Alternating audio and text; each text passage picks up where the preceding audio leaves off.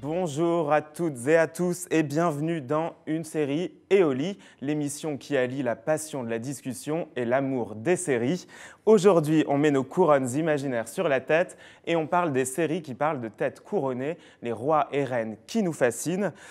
Autour de la table, justement, les reines de TV Magazine, Julia Baudin et Céline Fontana. Bonjour à toutes les deux. L'impératrice du Figaro Culture, Constance Jamet. Bonjour Constance. Salut Maxime. Et le tsar du Figaro Magazine. Bonjour Vincent Joly. Nous sommes en live sur le site du Figaro et sur la page Facebook du Figaro. N'hésitez pas à poser vos questions, à partager vos réflexions. On y répondra autant qu'on peut. Mais avant toute chose, on va faire un petit détour par l'actu. C'est parti, jingle.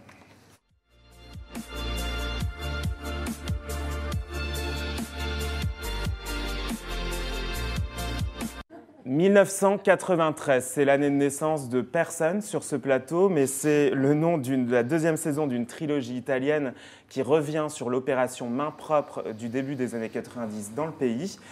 Céline, de quoi s'agit-il ? Voilà. Donc, au début, en effet, était 1992. C'est une série politique italienne qui a été imaginée par le comédien Stefano Accorsi, qu'on avait mis dans Romanzo Criminal. Ça retrace effectivement un fait réel, l'opération Main propre, une vaste opération qui avait mis fin à une énorme corruption.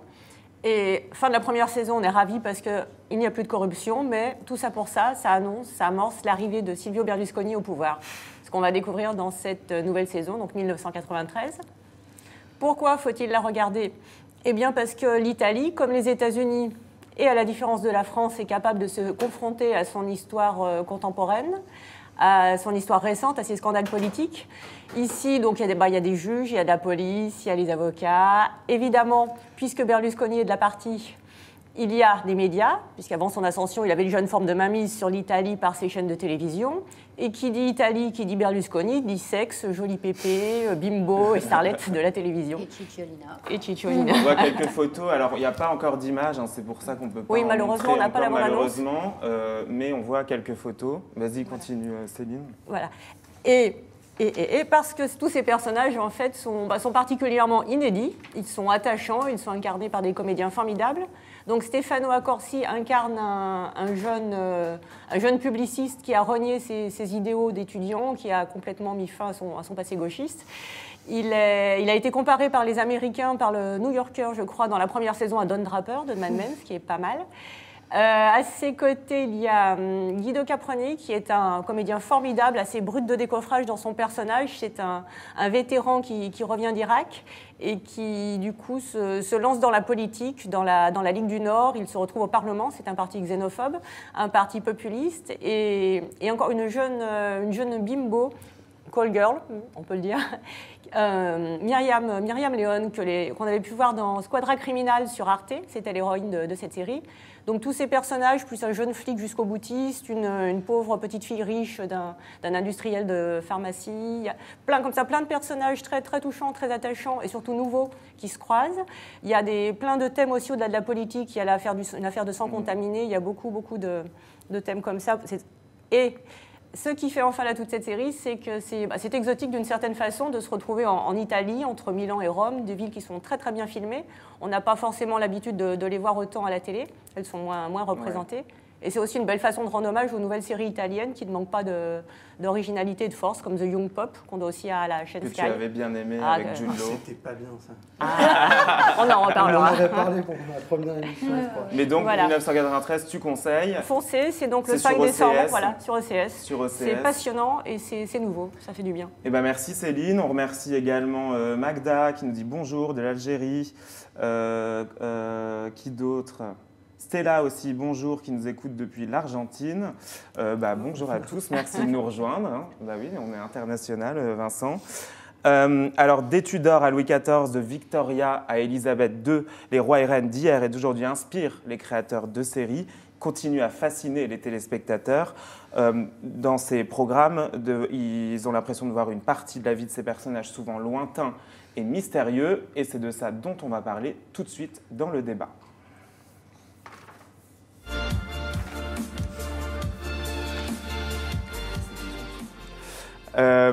Alors, on commence notre exploration des séries sur la royauté avec celle qui a marqué 2016. Vous vous en souvenez, c'est The Crown, qui est sur Netflix.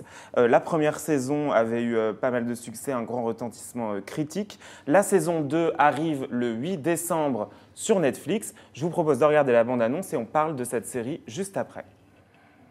The world has changed. Society in Britain has changed. You married a wild spirit. Trying to tame them is no use. This restlessness of yours, it has to be a thing of the past. The monarchy's too fragile. You keep telling me yourself. One more scandal, one more national embarrassment, and it would all be over. I know who I am. A woman for the modern age. Free to live, to love, and free to break away. Who's done more damage to the monarchy, me with my willfulness or you lot with your inhumanity? Britain has changed beyond recognition, and yet the monarchy continues its pre-war routines as though nothing has happened. What is it that you'd have me change? Everything. My love must be a kind of blind love. To do nothing is often the best course of action. I can't see anyone but you. But history was not made by those who did nothing. I think people have a right to know about their leaders, especially ones that can't be thrown out with free and fair elections. Are the stars out tonight? I will earn their respect. Right now, I am currently outranked by my 8-year-old son.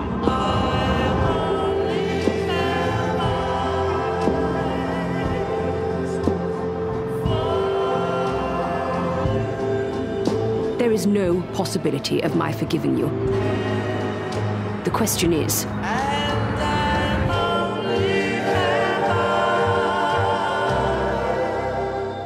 how on earth can you forgive yourself?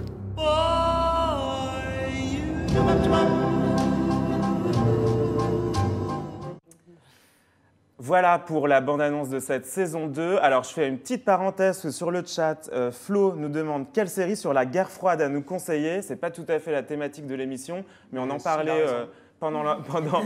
On en parle un peu dans The Crown. On peut encore changer la thématique de l'émission. On va peut-être éviter quand même. Non, The Americans. The Americans, c'est bien. Et Julia, tu disais Deutschland. Deutschland 83. Et The Same Sky aussi. Et The Same Sky. Voilà Flo. Et maintenant, on reste sur nos têtes couronnées. Alors, la deuxième saison, je l'ai dit, sort le 8 décembre. Constance, tu as pu voir les premiers épisodes. À quoi on peut s'attendre dans cette deuxième saison? Moi, je trouve que cette deuxième saison, ça reste toujours une très bonne reconstitution au niveau des costumes et des décors, mais surtout, je trouve que narrativement, ça a pris en force, c'est-à-dire que, comme pas mal de séries Netflix, c'était un peu lent à commencer, et cette saison, elle est plus rythmée, plus intense, elle est plus intimiste finalement, on est moins dans la pompe et comment marche la couronne d'Angleterre que les conflits intimes entre Elisabeth et Philippe, entre Philippe et Charles, et ça, c'est vraiment intéressant d'explorer comment l'éducation de Philippe va influer sur Charles et va d'ailleurs mal l'influencer. Et c'est le portrait d'un mariage qui est en crise et aussi un peu comment cette monarchie n'est pas adaptée à la vague nouveauté des 60s qui est représentée par la conduite de Margaret qui, elle, par contre, embrasse son temps, multiplie les liaisons, va dans les dîners en ligne. Voilà. Et donc, j'ai trouvé aussi que narrativement, ça se permet plus d'audace, c'est-à-dire qu'il y a un ou deux épisodes qui sont capsules, c'est-à-dire qu'on pourrait les regarder pas dans l'ordre chronologique. Et donc, il y a un très bel épisode sur Margaret, justement, sur son ennui et sa tristesse d'être à 28 ans non mariée et elle ne se remet pas de son idylle qui a été brisée la saison dernière avec l'écuyer de son père. Et il y a aussi un épisode très intéressant à la fin qui est uniquement centré sur Philippe. Et Philippe, donc tout le monde, on sait qu'il a eu une enfance particulière. Ses parents ont dû fuir la Grèce. Il a été élevé en Allemagne par notamment une sœur qui était liée au régime nazi. Et là, c'est autre chose de le voir en image. Encore, quand on le voit en image, on dit que c'est quand même ce personnage mystérieux, il a eu une enfance très particulière qui a sans doute dicté l'homme qu'il est devenu ensuite. Et le voir sur un épisode, c'est assez passionnant. C'est une mise en parallèle entre l'entrée de Philippe dans son collège et l'entrée de Charles dans le même collège. Et donc, je trouve que c'est une image assez émouvante d'un père et d'un fils, et aussi de comment est-ce qu'on peut vivre nous marque ensuite, et ça aussi rappelle peut-être l'ancien. Philippe et Elisabeth, ils ont maintenant 70 ans de mariage, ils ont presque 90 ans, et tout ce qu'ils ont vécu comme histoire, que nous, on lit l'histoire et qu'eux, ils ont vécu. Et cette saison 2, donc, pour toi, confirme le succès de la saison 1, qui avait quand même eu un gros succès, que ce soit critique, des récompenses pour les acteurs également, assez saluées. Je trouve que, disons, que la qualité est toujours là, et je trouve que ça s'est un peu débarrassé des faiblesses de la saison 1, qui était parfois une narration qui était un peu trop sage et un peu trop lancinante. Qui était très protocolaire, parce voilà. que la saison 1, elle était vraiment centrée et là, sur justement, le protocole. on quitte enfin le protocole pour aller dans l'intime des Windsor. Mais alors justement, c'était pas ça qui fascinait dans la saison 1, ce côté, on rentre dans les coulisses de ce protocole royal, qui en plus, comme on est au début des années 50, on est encore dans la pompe, le faste des années de l'Empire britannique. Écoute, moi, je pense que le protocole, c'était amusant à voir sur la première saison, mais ça ne peut pas tenir une série qui ambitionne de faire tout le règne d'Elisabeth II. À un moment, et je trouve que le virage de la saison 2 l'amorce bien. Ce qui intéresse, c'est tous les conflits intérieurs. Et finalement, comment ces gens qu'on admire de loin et qui ont un rôle extraordinaire et même parfois un pouvoir extraordinaire sont finalement des gens comme nous, à la différence peut-être que les émotions qu'ils vivent sont très exacerbées par la position où ils se trouvent. Et c'est ce jeu de passion-là qui, pour moi, est tout l'intérêt de la saison 2. Je crois qu'il y a deux choses qui fascinent les Anglais très particulièrement, et puis nous aussi d'ailleurs, et puis les Américains encore plus. C'est d'un côté le protocole et le côté somptueux, pour ne pas dire somptuaire, les rites, les bijoux, la couronne, le rituel, le cérémonial. Et puis de l'autre côté, il y a la love story, parce que derrière tout ça, il y a effectivement une histoire extrêmement romanesque qui est l'histoire d'un couple. C'est pour ça que sont nés les tabloïds en Angleterre d'ailleurs. D'ailleurs, ça a permis à la presse anglaise de s'émanciper du protocole d'une certaine manière. Ils l'ont fait assez brutalement, assez vulgairement, mais c'est un peu comme ça que ça a marché. Et la deuxième saison, elle est beaucoup plus romanesque que la première, Constance a raison, mais je trouve qu'elle a quand même cette qualité de ne pas laisser totalement l'aspect historique et l'aspect politique de la chose qui est assez bien rendu, je trouve, dans The Crown. On voit un peu tout le bouleversement sociologique de l'Angleterre à travers les 60s, cette famille qui est plus traditionnaliste qu'une autre. Et c'est aussi l'ambition de Peter Morgan, c'est pas seulement de raconter la famille royale, c'est de raconter l'histoire d'Angleterre depuis 60 ans. Et de ce point de vue-là, c'est assez réussi. Justement, un petit mot sur Peter Morgan, c'est un peu le spécialiste des fictions sur les Windsor en Angleterre. Entre autres. Oui, il avait fait le scénario de The Queen avec Hélène Mirren de Stephen Frears, et après il a fait The Audience, et The Crown, en fait, c'est adapté de The Audience, et The Audience, ça racontait les entrevues d'Elisabeth II avec ses premiers ministres, et l'idée de The Crown est partie de là. Mais il avait fait aussi The Deal, qui était un film sur Tony Blair avec Stephen Frears, et un excellent film de cinéma, Le Dernier Roi d'Écosse, sur le dictateur ougandais Amin Dada, qui était absolument passionnant aussi, qui retraçait dans les années 70 l'histoire du roi et de son destin. C'était absolument génial. Oui. Et Gillian Anderson. Et Amin Dada qui s'était auto-titré roi d'Écosse, en fait. Ouais. James McAvoy, pardon. Voilà. Lui que je cherchais. Alors, Christina nous dit « Bonjour du Brésil, je ne connaissais pas encore la série, je vais la regarder. » On est ravis, Christina, en tout cas on vous la conseille. Alors, il y a une autre dynastie qui a inspiré, qui continue d'inspirer les créateurs de séries. Ce sont, alors là on remonte un peu dans le temps. Largement dans le temps. Largement dans le temps. C'est pas la même Elisabeth. C'est pas la même Elisabeth, ce sont les Tudors. La maison Tudor qui a régné de 1485 à 1603 avec comme souverain. Écoutez, j'ai révisé. On n'a pas d'historien sur le plateau, donc j'ai essayé de me faire des petites fiches. Avec comme souverain emblématique donc Élisabeth Ier, ou surtout Henri VIII. Et ces 6 femmes qui ont pas très bien fini. Mais on va en parler de ces 6 femmes et de toutes les histoires qu'il y a autour d'Henri VIII, parce qu'il y a une série, Les Tudors, avec notamment Jonathan Rhys-Meyer et Nathalie Dormer dans le rôle de sa deuxième femme, qui avait fait beaucoup parler à l'époque, pas forcément pour les bonnes raisons d'ailleurs. On regarde un extrait des Tudors.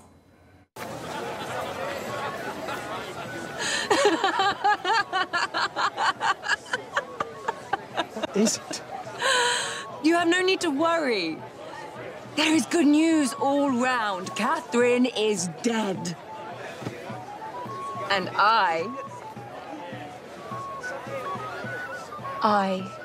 am pregnant. Do you understand? I am carrying the king's son.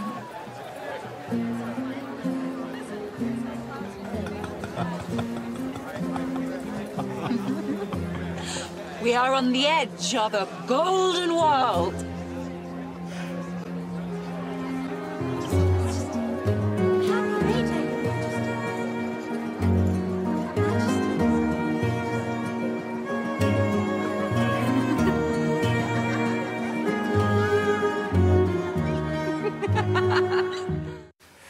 Alors, avant de continuer sur les... C'est le meilleur extrait que t'as trouvé, ça? Ah, désolé. Désolé, Vincent. Juste avant de continuer sur les Tudors, j'aimerais dire bonjour à Samy qui dit que la série The Crown est magnifique. Christina qui aime beaucoup, donc qui nous a déjà interpellés, qui aime beaucoup les séries d'histoire. Et Denise qui nous dit aussi qu'elle adore les séries anglaises et les films tirés des romans de Jane Austen. D'ailleurs, elle devrait bien s'entendre avec Constance. Exactement. Alors, les Tudors, là, on a vu un extrait de cette série, 4 saisons, je crois, les Tudors, avec Jonathan Rhys-Meyer. Pourquoi il fascine les Tudors? Pourquoi cette série a été faite? Moi, je pense que les Tudors, c'est quand même une des premières choses qu'on apprend en anglais. C'est Henri VIII et le malheureux sort réservé à 5 de ses 6 femmes. Alors, on rappelle Henri VIII, donc roi d'Angleterre. Il a eu 6 femmes, 2 divorces, 2 décapitations et 2 qui sont mortes en couche. Bon score. Voilà. Et donc, c'est Barbe Bleue, mais c'est Henri VIII, que vient la légende de Barbe Bleue, hein, c'est ça, je crois. Et donc, il y a un côté très romanesque, puisque c'est ces affaires de cœur qui vont dicter l'histoire de l'Angleterre, puisque sans Anne Boleyn, il n'y aurait pas eu de schisme entre Rome et Londres. Et donc, c'est aussi une époque historique pour l'Angleterre qui est le début de l'âge d'or, enfin, pas Henri VIII, mais Élisabeth Ier le sera. Et donc, je pense que c'est un moment fondateur de l'histoire d'Angleterre, auquel se rajoute un homme et des destinées pour ces reines hors du commun. Et donc, je pense que ça fait une très bonne série où tu peux faire du romanesque à l'outrance, comme a fait les Tudors, qui, historiquement parlant, il y a beaucoup à redire, mais en matière de suspense et d'émotion, ils y mettent la gomme. Mais alors, dans cette série des Tudors, elle a quand même été critiquée pour le côté... Bon, justement, les grandes libertés prises avec l'histoire. C'est un peu un bésodrome à la fin. Mais bon. Le côté, voilà, ils insistent beaucoup sur le sexe, justement, le sexe, voilà. Et même l'acteur en lui-même, Jonathan Rhys-Meyer, ressemble absolument pas du tout pas forcément à Henri VIII. Parce qu'Henri VIII, au départ, c'était un très bel homme roux, et à la fin, c'est devenu un obèse roux. Et donc, Jonathan Rhys-Meyer n'est ni roux ni obèse. Donc, c'est pour ça que Damien Lévy, c'est bien meilleur dans le rôle d'Henri VIII. Voilà. Jonathan Rhys-Meyer. Ah oui, on ne reconnaît même pas Jonathan Rhys-Meyer. Non. Mais justement, ce que dit Julia, c'est intéressant parce que sur le même day, la même période, il y a Wolf Hall de Peter Cohn-Smithy qui est une approche totalement différente et qui est tout aussi, qui est encore plus réussie. Mais Julia va nous en parler. Mais c'est très laid. Mais ça vaut quoi, The Tudors? Les Tudors, ça vaut pas grand-chose parce que c'est déjà vachement démodé en fait. Tu vois rien qu'à l'extrait qu'on vient de revoir maintenant, c'est déjà comparé à ce qu'on a vu dans The Crown juste précédemment. C'est pas la même époque, certes, mais c'est déjà démodé. L'esthétique est déjà ringarde. Sous forme de soap opéra aussi. Voilà. Il y a le côté, les décors, les costumes, le chat qui a une croix autour du cou. Enfin, c'est ridicule. Le côté sang, drogue, rock'n'roll et bésodrome et Baz Luhrmann qui est à la fin pénible. T'as pas vu Reign, excuse-moi, Reign c'est encore plus. Sarah nous dit Reign n'est pas mal aussi, mais on va en parler juste après d'ailleurs des autres rois et reines anglais. Et c'est ce côté pénible, pardon, j'insiste, des séries historiques, et dont Céline parlera tout à l'heure très bien, c'est le cul, comme si le cul était forcément associé au Moyen-Âge et à la Renaissance et à l'Antiquité. Voilà. Comme si la grande histoire ne pouvait parler que du cul. Or, dans Wolf Hall... Ça permet de garder le spectateur. Et ça permet de garder le spectateur. Dans Wolf Hall, Peter Kominsky, il a réussi un coup de génie, c'est qu'il n'y a pas de sang, il n'y a pas de bataille, et il n'y a pas de sexe. Eh bien, parlons-en de Wolf Hall. Eh bien non, jamais, à aucun moment. Il n'y a aucun moment. C'est une série absolument fascinante. Il effleure la poitrine peut-être de loin d'Anne Boleyn. C'est tout ce qui fait de plus érotique de la série. Et pourtant, on parle d'Henri VIII et de ses 6 femmes, et on parle de l'ascension de Thomas Cromwell particulièrement, qui était le plus proche conseiller d'Henri VIII. Mais d'ailleurs, les conseillers chez Henri VIII finissent très mal aussi. Qui finissent souvent très mal aussi, effectivement. Mais c'est une série magnifique. Alors certes, c'est une saison assez courte, et puis il n'y a pas eu de saison 2, donc c'était bloqué D'ailleurs, comme ça. Le réalisateur disait, j'avais noté une de ses interviews dans Télérama, il dit « J'ai filmé cette intrigue comme un drame contemporain, comme si nous avions une équipe de tournage sur place dans les années 1530, en essayant de créer le sentiment que les protagonistes vivaient juste leur vie sans surplomb par rapport à elle. » Exactement. C'est ce qu'il disait de son œuvre. Exactement. Et il y a très peu de musique, et c'est lent. Et tu as des plans, des plans sur les personnages qui disent des choses et qui les disent jusqu'au bout, tu vois. C'est pas tout à coup interrompu par quelque chose qui va happer le téléspectateur comme une scène de sexe. Anecdotiquement, d'ailleurs, la comédienne qui joue Anne Boleyn, c'est Elisabeth II dans The Crown. Mais oui. Et d'ailleurs, on va regarder un extrait de Wolf Hall. Eh bien, avec plaisir. On le regarde. Years I have been your true wife. And by me you have had many children. Although it pleased God to call them from this world, which was no fault of mine. And when you had me first, as God is my witness, I was a true maid, without touch of man.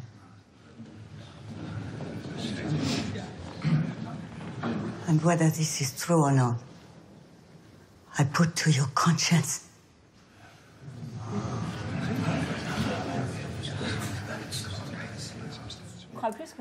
Alors, je vais refaire mon prof d'histoire, mais donc dans cet extrait, on revoit en fait le procès ecclésiastique auquel a été soumise Catherine d'Aragon, parce que Henri VIII donc voulait divorcer de Catherine d'Aragon, s'en débarrasser, et l'Église catholique de Rome refusait, ce qui a mené au schisme. Catherine d'Aragon refusait, mais après, voilà, bon, résultat, ça a amené jusqu'au schisme qui a créé l'Église anglicane en Angleterre. Donc, Wolf Hall, comparé aux Tudors, clairement. D'ailleurs, donc c'est ce dont on parlait pendant l'extrait, filmé à la bougie.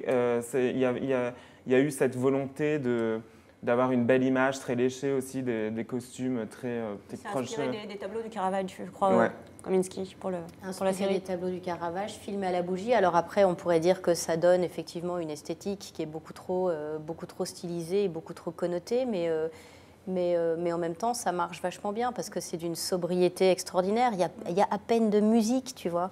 Le procès de Catherine d'Aragon, dans une série dans Tudor, il y aurait eu une musique grandiloquente derrière, il y aurait des femmes qui se seraient évanouies. Alors, je vais me faire l'avocat du diable. Est-ce que c'est pas aride, un peu? C'est deux versions différentes du costume. C'est peut-être plus intellectuel. D'ailleurs, elle a été diffusée sur Arte. C'est pas le même public, hein. C'est pas le même public, mais ça vaut vraiment le coup d'être vu. Et c'est. Il joue dans Game of Thrones, je me dis. Ouais. Oui. Et Mark Rylance est absolument prodigieux dans son rôle. Dans Wolf Hall. Il joue Cromwell. Qui joue Cromwell. D'ailleurs, oui, c'est ce qu'il disait. Damien Lewis est moins crédible dans le rôle d'Henri VIII, parce que on l'a vu juste avant dans Homeland. Les séries ne m'intéressent pas, j'essaie de deviner les bonnes séries dans lesquelles les acteurs jouent. Donc, là, sur le chat, Flo, Sarah nous parle donc de The Rain. Il y a aussi Victoria qui est sortie. Victoria, c'est niaiseux. Alors, Victoria, pour ceux qui veulent une opinion, ça passe sur parce Altis, que les autres rois, il y a beaucoup de séries Mandilo. sur les Tudors. Ouais. Qu'en est-il des autres rois et des autres reines britanniques, moins revisitées, mais il y en a quand ça même. s'est un peu diversifié, c'est-à-dire qu'une fois qu'on a épuisé le filon des Tudors, on est remonté un petit peu en haut à la guerre des Deux Roses, qui aboutit d'ailleurs à la victoire et à la nouvelle dynastie des Tudors. Dans l'autre sens. Voilà, je repars dans l'autre sens, et après je repartirai dans le sens inverse, mais donc grâce au succès des grâce aux Tudors, on est un peu remonté à la guerre des Deux Roses et à la fin des Plantagenets. Donc il y a deux versions pour l'instant. Il y a une version un peu très Tudor qui est adaptée des romans d'une écrivain qui s'est spécialisée dans le roman historique, qui était The White Queen et The White Princess.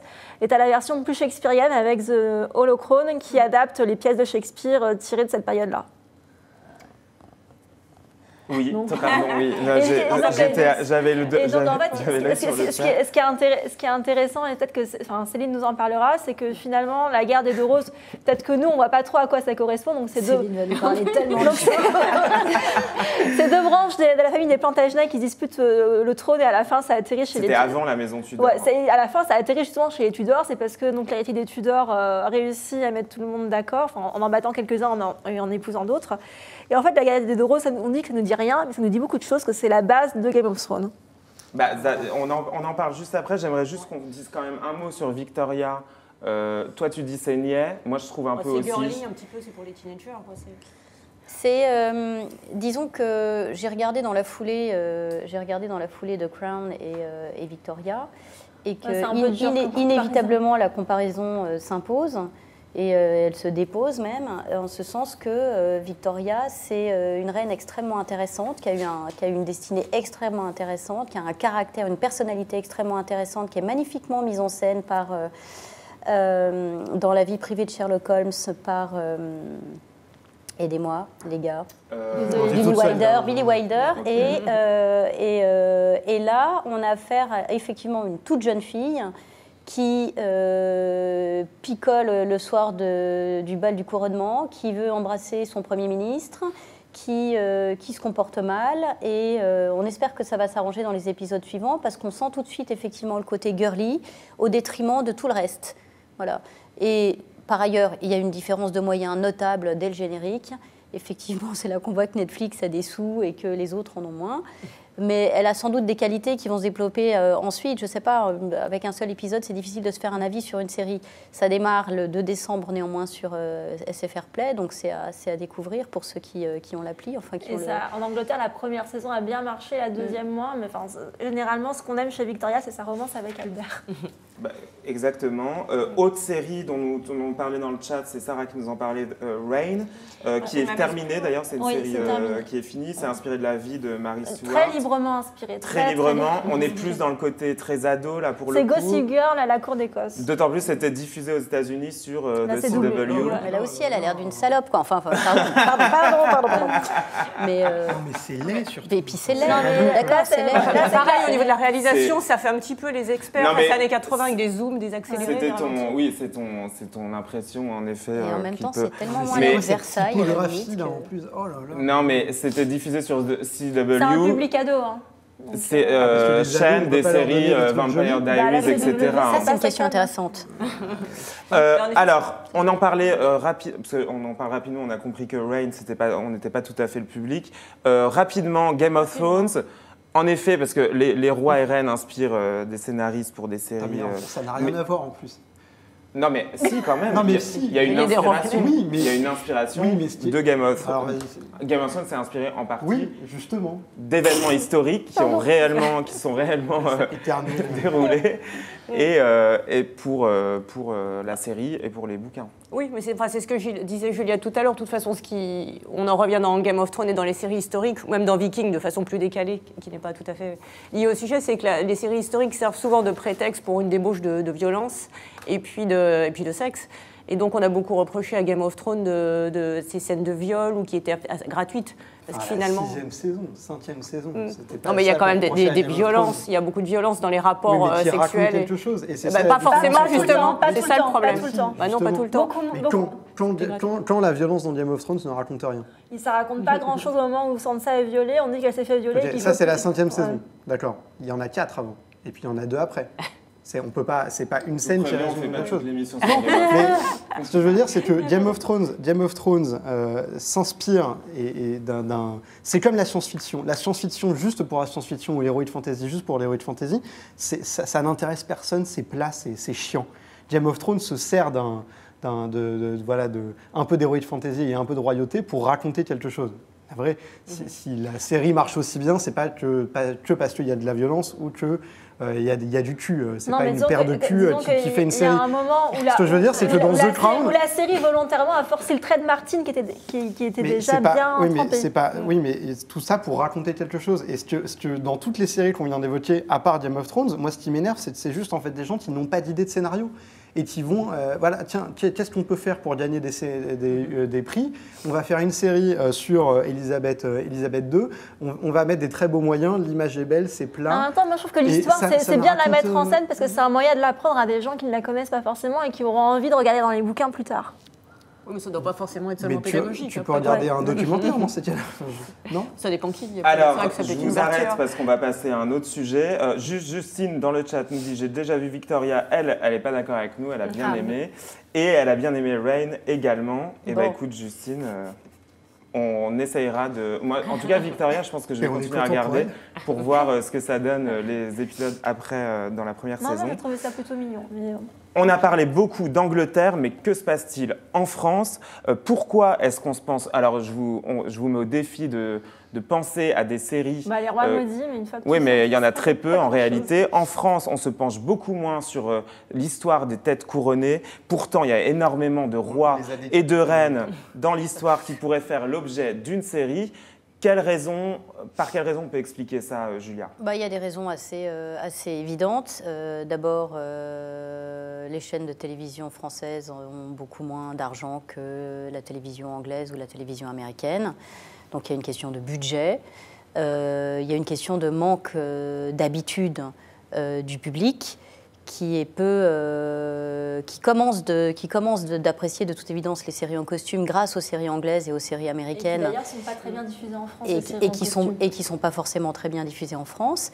Effectivement, comme le disait Vincent tout à l'heure, nous on a un petit problème avec la monarchie quand même, parce qu'il y a 220 ans, on les a tous, on les a tous trucidés, et non sans un certain plaisir, je pense. Et puis, enfin, on a effectivement peut-être pas de réalisateurs ou de scénaristes français qui ont le courage véritablement de s'attaquer à ça. Alors en 1972, il y a eu une première mini-série adaptée, inspirée du roman Fleuve de Maurice Druon, Les Rois Maudits. Une deuxième adaptation de ce même roman par José Dayan en 2005. Et entre les deux, à peu près rien. Sauf ce matin, tout à coup, on s'est souvenu qu'il y avait eu L'Allée du Roi de Nina Companèse, avec Dominique Blanc dans le rôle de Madame de Maintenon et Didier Sandre dans le rôle de Louis XIV. Une mini-série en 4 épisodes, mais à l'époque, en 95, on ne parlait même pas de mini-série. C'était d'ailleurs sur Wikipédia le présente comme un téléfilm en 2 parties. Et puis, depuis, il n'y a eu rien, sauf Versailles. Et là, c'est pas Vanitas Vanitatum, c'est Calamitas Calamitatum. On va parler de Versailles tout de suite. Tu as parlé des questions de budget aussi qui empêchent parfois d'avoir des productions françaises là-dessus. Ouais. Versailles, c'est une coproduction, c'est diffusé sur Canal+. On va regarder un extrait de Versailles, c'est un extrait de la saison 2. D'ailleurs, je signale que l'intégrale du DVD est disponible pour les fêtes, si vous voulez. L'extrait, on regarde et on en parle juste après. Oh, there you are. And 3 heads is better than 2 in this case. That depends on the heads, of course. Your Majesties. I'm sure I don't understand. You're no doubt both aware that my brother requires a new wife. Since you both know him and know me, it is my feeling that between us we will find the perfect choice. I would rather it was women who were advising me than anyone else, since it often takes a woman to know another woman, wouldn't you say? I don't think this is appropriate. Perhaps, but it is necessary. Sire, while I respect your wishes, of course, selecting so important a person in court is surely a matter for a king or a queen. There are so many roles for a queen, madame. There are even times when I wonder whether you already perform them in some way. I'm sure whatever role I occupy in the king's life holds no candle on your own, Majesty. I'm happy to say I stopped holding candles many years ago, madame. You see, isn't this fun? Perhaps if we discuss the candidates. Donc Versailles, coproduction diffusée sur Canal+. Justine, dans le chat, nous dit « Versailles, meilleure série de tous les temps, la vie de Louis XIV est très bien reprise ». Alors Justine, détaille... il faudrait que Justine commence par lire les mémoires de Saint-Simon et puis ensuite on se reparle. Vous pouvez détailler votre avis, Justine. C'est super... Et Julia, vas-y. T'es dur avec Justine. Justine, expliquez-nous pourquoi vous aimez bien Versailles. Et Julia va nous dire pourquoi, pour elle, c'est moins... Pourquoi j'aime pas Versailles? Parce que... mais je suis mauvais juge, sans doute. Je suis mauvais juge, sans doute. Je trouve que c'est effectivement une série où il n'y a pas d'histoire.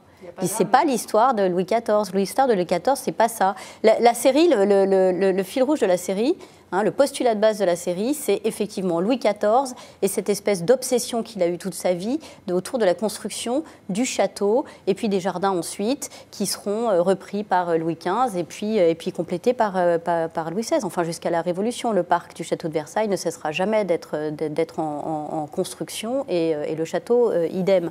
Mais néanmoins, très vite, la construction même du château, de temps en temps on voit des images du chantier, mais la construction même du château, cette espèce de chose immense qui est quand même un sacré reflet de l'histoire de France, disparaît complètement au profit des petites intrigues, mais qui sont même pas bien racontées, qui sont même pas bien mises en scène, tu vois. Et puis ça finit toujours au plumard, et puis il y a toujours des culs et des nichons, et puis...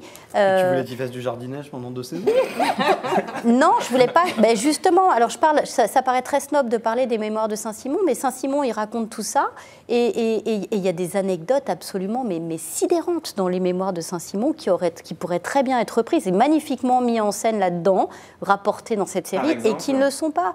Eh ben, par exemple, un jour, ils vont tous dans une des petites chapelles, ils vont tous à l'enterrement de je ne sais plus quelle duchesse, et puis à l'époque, on gardait le cœur dans une urne, une partie de je ne sais pas quel autre boyau dans une autre urne, et puis tout a explosé parce qu'il y a eu un phénomène de fermentation, il y a des gaz qui se sont créés, et tout saute à la fille. Et ça, c'est vrai. Ouais. Et ça, c'est Saint-Simon qui le raconte. Et ça, c'est suffisamment fort, ça fait une scène de série magnifique, tu vois.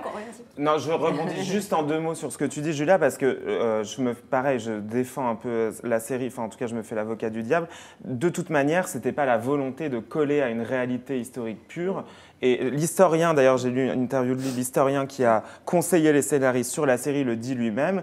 Le but donc c'était de pas coller à la réalité historique. Versailles c'est une fiction et il faut bien avoir ça en tête. L'objectif c'est que ce soit le plus vraisemblable possible, que ce soit plausible, que ça ait pu se passer comme ça. Bah ouais, c'est un non-débat de toute façon. Une série c'est une fiction. Pourquoi donc de base le fait que ça ne colle pas à l'histoire n'est pas une critique recevable. C'est pas un documentaire. Non mais c'est pas la question. En effet, parce que même quand c'est vrai, ça tombe à plat. Dans les premières scènes au début, on arrive, il y a un nain noir sous les jupes de la reine. Et ça a beau être une réalité avérée, on pense tout de suite à la surenchère par rapport à Game of Thrones. Ça tombe à plat, la musique rock, tout ce qui va faire. La première scène, si je ne me trompe pas, c'est une fille en chemise de nuit qui se balade sur les escaliers, puis après qui va coucher, il n'y a même pas eu de dialogue, il y a déjà une scène de sexe, quoi. Et on peut faire moderne, on peut faire rock avec une fiction historique. C'est le cas de Marie-Antoinette, par exemple, ça fonctionne bien. On va passer pour des puritains. Non, mais on avait déjà évoqué la question du sexe pour le sexe dans les séries, dans une émission que vous pourrez revoir, que vous pouvez voir en replay, l'émission de septembre d'une série hollywoodienne sur le sexe. La question, c'est qu'il faut que ça raconte quelque chose et que ça raconte exactement, c'était ça que j'allais dire. On avait déjà soulevé cette question, donc c'est possible. Voilà, tu as le droit de dire ça, Julia. Je trouve que ça ne raconte pas. Voilà, ça ne raconte rien. Mais oui, mais les gens. Non, c'est pas sympa à regarder parce qu'en même temps, c'est glauque. C'est en anglais, donc c'est ridicule en anglais. C'est les résultats de la coprod pour avoir un petit peu d'argent pour faire une belle série historique. La plupart des gens aiment les scènes de cul à la télé, sinon on n'en mettrait pas partout aussi. Mais si elles sont bien. Mais je pense comme Vincent que la question se pose pas forcément dans la mesure où de toute manière, voilà, faut se dire, c'est une fiction. La fresque, le fond, c'est Versailles, c'est Louis XIV, c'est cette cour-là, c'est cette histoire-là. Mais en réalité, non, on va pas aller forcément dans l'exactitude historique. Et de toute manière, c'était ni la volonté des scénaristes. Et c'est pas forcément ce que les téléspectateurs vont rechercher en regardant cette série. On ferait jamais ce reproche à une série comique. C'est parce que c'est une série dramatique qu'on dit mais il faut que ce soit dans Kaamelott. Tu vas pas dire mais Perceval il n'était pas du tout comme ça. Parce que c'est une série comique. Bah voilà. Parce que tu as raison. Mais c'est pas parce que ça sonne pas bien, c'est parce que c'est raté. Flo est d'accord avec Julia. Une série doit coller le plus à l'histoire, sinon c'est du roman à l'eau de rose et ça n'a aucun intérêt. Voilà, Flo Game of Thrones, c'est pas du roman à l'eau de rose et ça ne raconte aucune histoire si ce n'est l'histoire des personnages qui sont dans Game of Thrones. Et c'est pour ça qu'on regarde une série. Game of Thrones, c'est pas de l'histoire, c'est pas de, enfin c'est de. Oui, mais ça n'a jamais existé. Mais peu importe, c'est une fiction. Donc, mais Versailles ne raconte rien non plus sur ses personnages. Je sais pas, j'ai pas vu. Ils n'ont pas d'âme, ils n'ont pas de chair. Mais par contre, je reviens juste sur quelque chose, c'est de dire qu'en France, il n'y a pas assez forcément de budget pour faire des bonnes séries. Il y a moins de budget, c'est sûr. Quand on regarde des excellentes séries comme Le Bureau des légendes et Engrenage, qui sont des séries formidables, il y a des moyens, il y a des gens très talentueux pour faire des bonnes séries. Je pense qu'il y a un vrai peut-être que ça va changer parce qu'il y a quand même 2 films sur la Révolution qui sont en cours de prod. Il y a un vrai problème aussi avec l'héritage royal en France. On a quand même des capitaines rois. Il y a 2 films sur la Révolution qui sortent l'année prochaine, ça va peut-être changer la donne. Sur la Révolution. Mais est-ce que... On parlait des questions de budget, on parlait des questions de budget, mais est-ce qu'il n'y a pas un problème d'intérêt? Mais Constance, tu nous dis quels projets sont en développement? Je n'ai pas la prétention de savoir si tous les projets qui sont en développement, mais en tout cas, France Télévisions a annoncé dans la foulée du MIPCOM qu'ils réfléchissaient à une fiction sur Napoléon. Oh là là. Bah, déjà, il faut qu'ils diffusent Le Guerre et Paix de la BBC qu'ils ont acheté il y a 2 ans et qu'ils n'ont toujours pas diffusé, alors qu'il est pas mal du tout.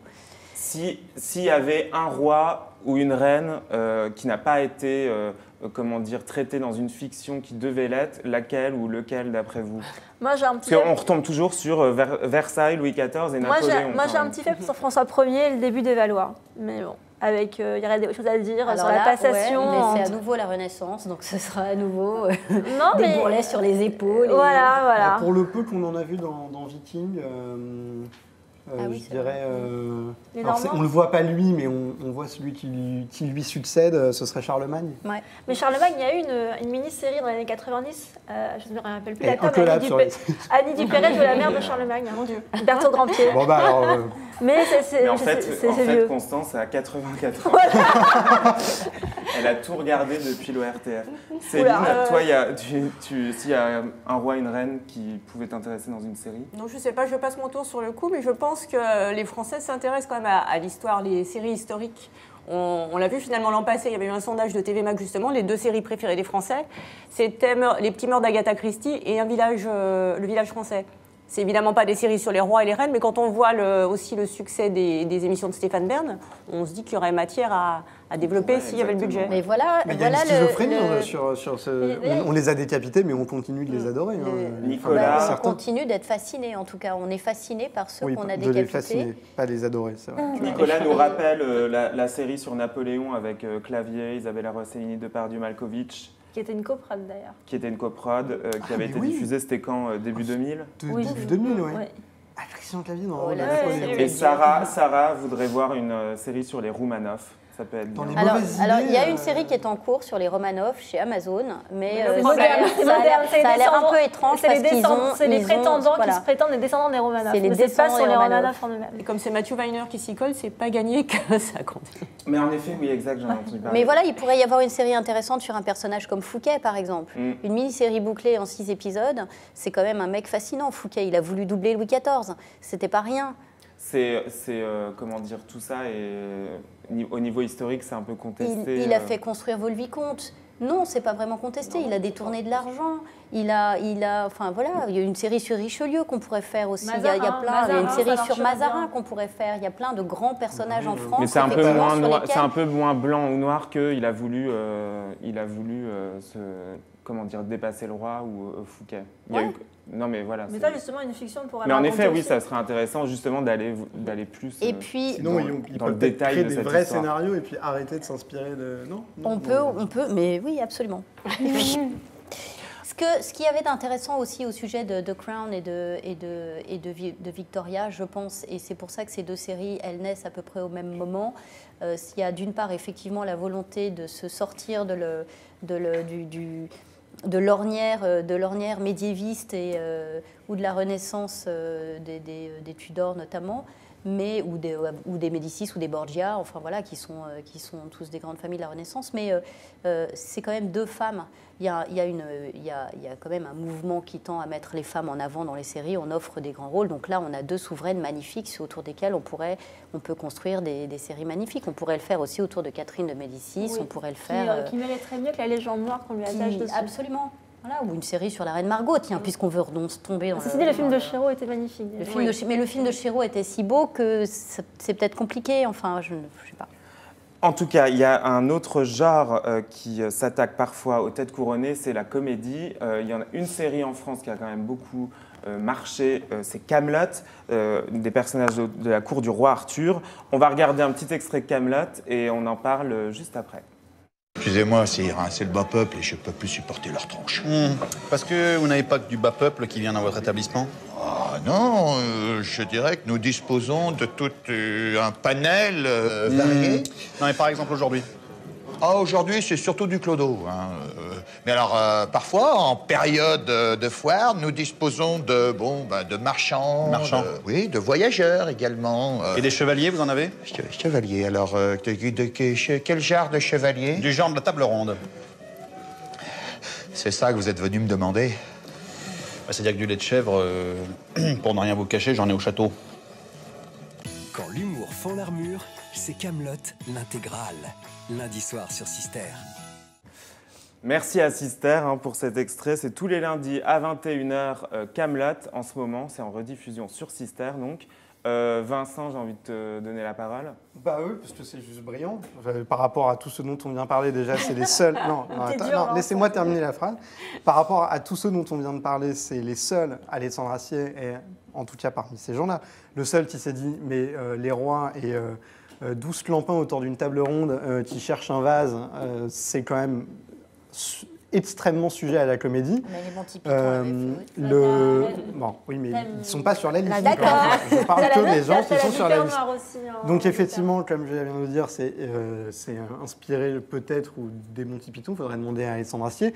Mais Alexandre Astier, qui est un dialoguiste de génie, le casting, il n'y en a pas un acheté. Et c'est surtout que ça n'a pas vieilli d'une ride. L'autre jour, j'étais dans le train et je voyais des mômes de 8 ans, mais qui étaient pliés en 4 devant Kaamelott, parce que c'est vraiment à mourir de rire. Et ça se prend pas au sérieux, mais l'air de rien, je pense que c'est plus intelligent parce que l'humour est intelligent, et je pense que c'est plus intelligent en tout cas que par exemple, pour avoir regardé les premiers épisodes, que The Crown, où moi je pense que ça ne fait rentrer personne dans l'histoire. C'est vraiment dur, moi je suis pas d'accord, mais bon. En tout cas, il a trouvé la solution, Alexandre Astier, au problème de budget, parce que ça fait un peu cheap, mais c'est pas le problème. On est dans l'humour, on est dans les dialogues, dans l'absurde et dans le... Il n'y en a pas un acheté, quand même, de Audrey Fleurot en Dame du Lac, aux interprètes de Perceval et Caradoc, et puis les répliques. Je pense qu'il y a une génération entière dont je fais partie. C'est comme La Cité de la Peur. On peut se faire des dialogues en entier avec les dialogues de Kaamelott. Alors, sur Kaamelott, si personne n'a quelque chose à rajouter, c'est peut-être on peut la rajouter dans la liste des séries françaises qui parlent de têtes couronnées, mais même si là, pour le coup, on ne touche vraiment pas à l'exactitude historique. Non, mais c'est bien. Mais c'est bien. Non, mais si. Le non, mais si. Moi, je n'ai pas vu Kaamelott. Ah, ouh. Je n'ai pas vu Kaamelott parce que je suis une inconditionnelle des Monty Python et de l'humour anglais et que j'ai pas eu envie d'y aller. Mais je vais suivre ton conseil. Pour regarder l'interprète. Honnêtement, il y a un épisode à regarder, c'est l'interprète avec Laurent Deutsch qui joue un interprète burgonde et je pense qu'en 2 minutes 30, ça dit tout ce qu'il faut savoir sur cette série. Et c'est noté. Finalement, Kaamelott, la meilleure série historique de tous les temps. C'est exactement ça. Alors, en 2 mots, Justine nous dit les Médicis en série, mais ça existe déjà. Il y a déjà une série sur les Médicis. Médicis, les Maîtres de Florence sur SFR Play aussi. Ils ont tout. Voilà. La saison 2 est en cours. Alors, on touche à la fin de cette émission. Alors, je vous rappelle, on va aller dans l'ordre. On peut voir 1993, série sur l'opération Main Propre en Italie au début des années 90. C'est sur OCS. Et la montée de Berlusconi. C'est sur OCS dès le 5 décembre. The Crown, saison 2, le 8 décembre sur Netflix. Et bien sûr, la saison 1 est toujours disponible sur la plateforme. Pour Noël, par exemple, vous pouvez vous procurer l'intégrale des Tudors en DVD Blu-ray. C'est disponible dans tous les magasins. C'est édité chez Sony Pictures. Wolfhall également. On nous demandait ça d'ailleurs dans le chat tout à l'heure. C'est édité par Arte Édition et c'est disponible partout. Et quand Hilary Mankel aura fini son 3e tome, il y aura enfin une suite pour avoir la chute définitive de Cromwell. Oh, cliffhanger. Le coffret Versailles, les 2 saisons disponibles chez Canal Studio dans tous les magasins. Et à noter, la 3e saison, ça arrive en 2018 sur Canal+. Kaamelott, vous pouvez revoir cette série tous les lundis à 21h sur Sister. Et ce week-end, jetez-vous sur TV Mag, consacré à la révolution des plateformes de vidéo à la demande. Et c'est signé, un dossier qui est signé par nos 2 expertes, Julia et Céline. Et la saison 7 de Game of Thrones. Et la saison 7 de Game of Thrones, le 11 décembre, en DVD chez Warner. Et c'est la fin de cette émission. Merci à tous les 4 d'avoir été autour de cette table. Merci à vous d'avoir... On n'a pas parlé de Royals, tu voulais en parler tout à l'heure. C'est vrai, c'est très drôle, de Royals. The Royals avec Elizabeth Hurley. Et John Pellier. Comme d'habitude, on ne dit jamais tout ce qu'on a envie de dire dans cette émission, mais on vous engage à peut-être la revoir en replay et puis vous trouverez des idées. C'est la fin de cette émission, donc merci à nous. Merci à tous d'avoir posé vos questions. J'espère qu'on vous a répondu. Merci d'avoir partagé vos réflexions, d'avoir contredit Julia, d'avoir donné vos idées également. Et on se retrouve très bientôt sur Figaro Live.